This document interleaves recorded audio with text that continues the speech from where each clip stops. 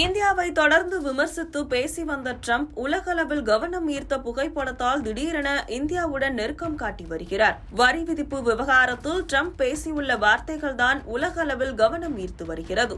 டிரம்பின் மனமாற்றத்திற்கு காரணம் என்ன? விரிவாக பார்க்கலாம்.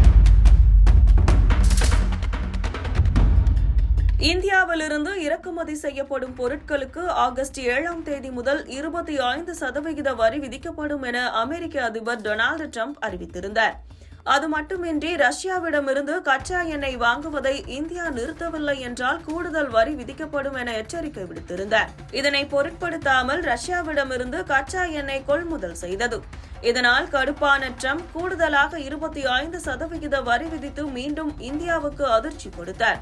இதன் மூலம் அமெரிக்கா சந்தைகளுக்கு ஏற்றுமதி செய்யப்படும் இந்திய பொருட்களுக்கான வரி 50% அதிகரித்துள்ளது. இதனால் அமெரிக்கா இந்தியா இடையேயான உறவு விரிசல் ஏற்பட்டுள்ளது. அமெரிக்காவின் இந்த செயல்பாட்டை இந்தியா பொருட்படுத்தவில்லை. வரி விதிப்பு விவகாரம் குறித்து பிரதமர் மோடியிடம் பேசுவதற்கு அதிபர் டிரம்ப் 4 முறை முயற்சித்தும் பிரதமர் அழைப்பை ஏற்கவில்லை என அமெரிக்க ஊடகங்கள் செய்திகள் வெளியிட்டன.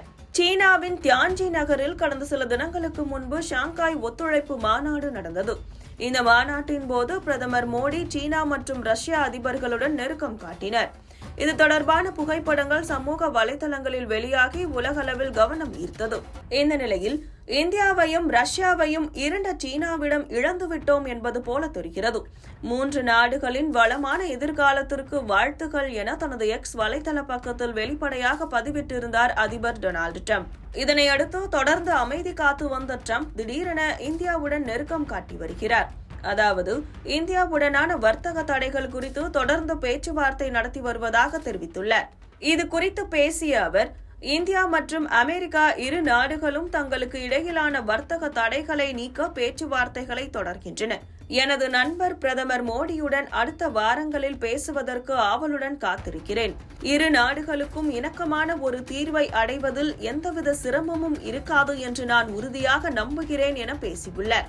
தொடர்ந்து இந்தியாவை விமர்சித்து பேசி வந்த டிரம்ப் சமீபத்தில் சீனாவில் நடந்து முடிந்த ஒத்துழைப்பு மாநாட்டில் ரஷ்ய அதிபர் புதின், சீன அதிபர் ஜின்பிங் ஆகியோருடன் நெருக்கம் காட்டினார்.